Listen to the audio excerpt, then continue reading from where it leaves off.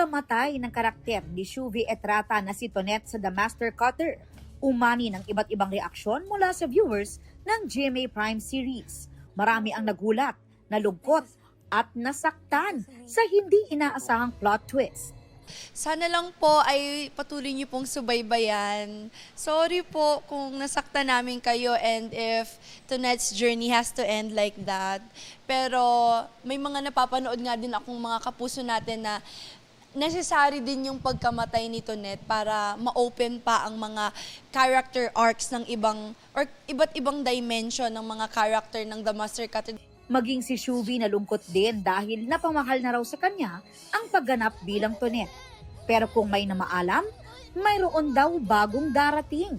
Ilang araw din po akong umiyak, pero ganun po talaga ang buhay.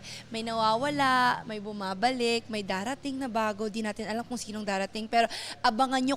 Kung nawala man si Shuvi sa The Master Cutter, mapapanood naman siya soon sa kapuso medical drama na Code Grey with Asia's multimedia star Alden Richards. Mayroon din silang upcoming digital series ng kanyang TDH na si Anthony Constantino. Mamimiss naman daw si Shuvi ng kanyang co-star sa serye na si Polo Ravales na gumaganap bilang Paldo. Kahit kami, nagulat kami na mamamatay siya. So mamimiss ko yung mga eksena namin. Pero of course, I'm so happy na nakatrabaho ko sa Shuvi. Napakagaling na artista.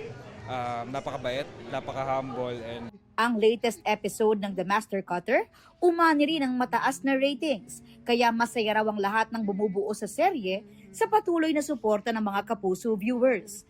At hindi raw dapat bumitiw dahil marami pang twists and revelations na dapat abangan.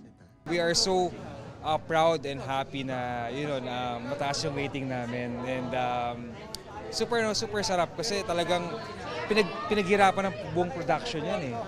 Yung ultimo galing dun sa mga writers, talagang alam kong pinaghirapan talaga nila na magkaroon ng magandang kwento.